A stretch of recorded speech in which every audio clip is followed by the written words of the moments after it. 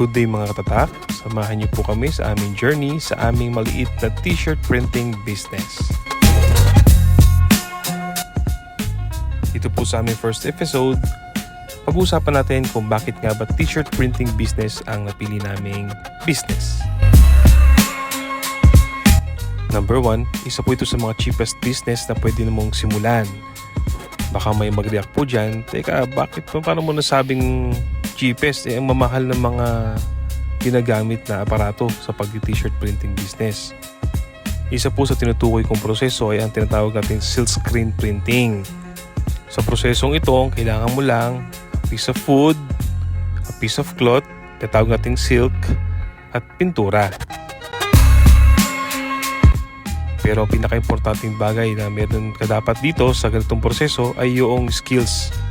Dahil ang paghahagod ng pintura using silk screen ay hindi basta-basta.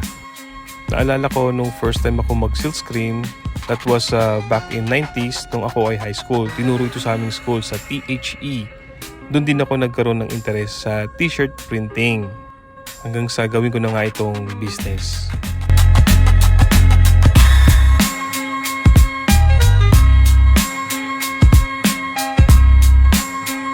Number 2 ang pwesto. Sa t-shirt printing, hindi mo naman kailangan ng sobrang laking pwesto. Sa bahay, pwede mo itong simulan kaya hindi mo kailangan magbayad ng renta. Nung nagsisimula pa lang ako, yung ginagamit kong pwesto ay yung aming sala kasi ito yung may pinakamalaking pwesto sa bahay namin. Doon, pwede ako magsampay ng damit at pwede rin ako maglatag. Number 3 is yung manpower. Kaya mo namang gawin ito ng mag-isa. Depende nga lang syempre sa dami ng gagawin mong damit. Pero kung konti lang, kayang-kaya ito ng isang tao. So hindi mo kailangan magbayad ng extra para sa manpower.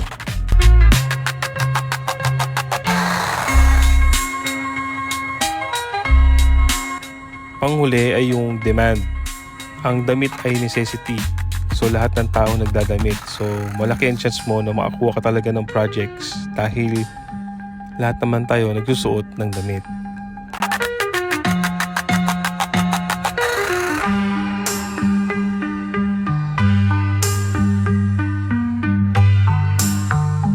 Itong prosesong ginagawa ko na nakita niyo sa video, ito ang tinatawag na DTF, Direct to Film.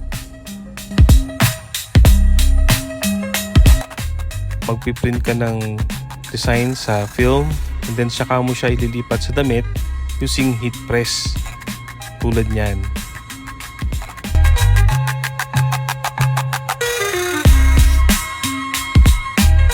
Isa ito sa mga modern way ng pag-t-shirt printing.